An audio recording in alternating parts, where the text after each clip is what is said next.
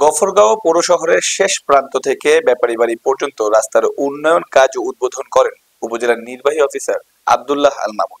বিস্তারিত থাকছে staff reporter M Delowar Hossain মৃধার প্রতিবেদন। গফরগাঁও উপজেলার সালতিয়া ইউনিয়নের সুখ রাশিয়া গ্রামের পৌর শহরের শেষ প্রান্ত থেকে ব্যাপারী বাড়ি পর্যন্ত রাস্তার উন্নয়ন কাজের উদ্বোধন করেন উপজেলার নির্বাহী কর্মকর্তা আব্দুল্লাহ আল মামুন।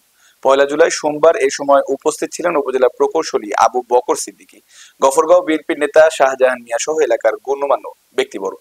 বলছে দেখেন আমি নতুন আসছি, আমি এই অবস্থা একটু বুঝবার দেন।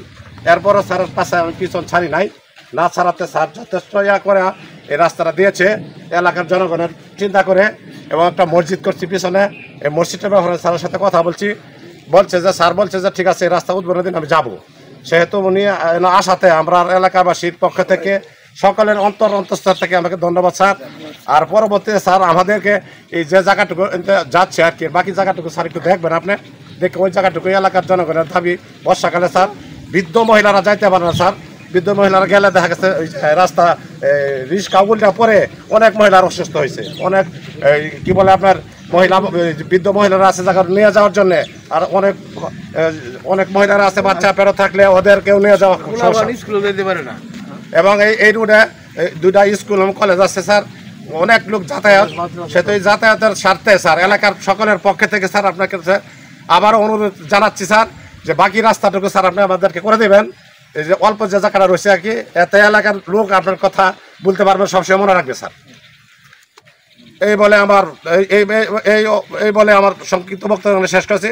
তো 1 মাস 1.5 মাস হলো এসেছেন, ফলে আমরা সব যাচাইগুলো নিতে আমাদের সময় লেগেছে।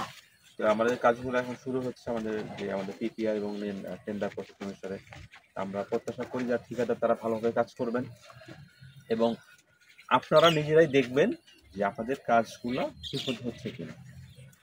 আর আমি এগুলার যেহেতু সরাসরি আসা সবগুলো আসা খুব টাফ, তারপর আমি চেষ্টা করি। আমি যেটা করেছি যে একটা হোয়াটসঅ্যাপ গ্রুপ খুলেছি সকল ঠিকাদারকে নিয়ে, তারপর হচ্ছে আমাদের ইঞ্জিনিয়ার সাহেবকে নিয়ে, এবং বলেছি যে যেখানে কাজ শুরু হবে, যেখানে যে স্টেজে আসছে, প্রতিদিন কাজ শুরুর আগে পরে বা কোনো অগ্রগতি ওইখানে আমাকে ছবি, ভিডিও বা আদার্স দিবে, যেন আমি না আসলে যেন দেখতে পারি যে আসলে কী অবস্থা। আমি অনেক জায়গায় বলেছি না এখানে আপনাদের ইট বসেছেন গ্যাপ কম হচ্ছে বা বেশি হচ্ছে, সেটা বলেছি, বা ইটের কোয়ালিটি ঠিক আছে কিনা। অর্থাৎ আমি না আসলেও আমার মনিটরিং কিন্তু সর্বক্ষণেই আছে, আমার হোয়াটসঅ্যাপ গ্রুপেই আছে যে কন্টিনিউয়াস আমার হচ্ছে 15টা ইউনিয়নে কী কাজ হচ্ছে না হচ্ছে সবগুলো ফিডব্যাক আমি পাচ্ছি। ওইভাবে আমি কিন্তু দেখতেছি। তো আপনাদের এখানে আসতে পেরে ভালো লাগছে। আমি ফিল্ডে বা একদম মানুষের সাথে এসে কাজ করতে ভালোবাসি, কিন্তু যেটা হয় যে আসলে বাহিরে গেলে দপ্তরে গিয়ে অনেক লোক একদম ভরে যায়, অনেক স্বাক্ষর থাকে, অনেক গুরুত্বপূর্ণ বিষয় থাকে, অনেকের জন্ম নিবন্ধন থাকে, সমর্থন থাকে, যার না হলে চাকরিতে পরীক্ষা দিতে পারছে না, ফলে বসতেই হয়। তো আমাদের সীমাবদ্ধতা আছে, এটা আমাদের স্বীকার করব। আবার একইভাবে স্বীকার করবো যে আমাদের যারা স্টাফ আছে, শুধু আমি না, আমাদের 15টা ইউনিয়ন পরিষদে 15 জন প্রশাসক, আমি পৌরসভায় আমি দায়িত্বে আছি, তারাও তাদের নিজ দায়িত্বের পাশাপাশি তারা কিন্তু আপনাদের সেবা দিচ্ছে, তাদের কথা স্মরণ রাখতে হবে।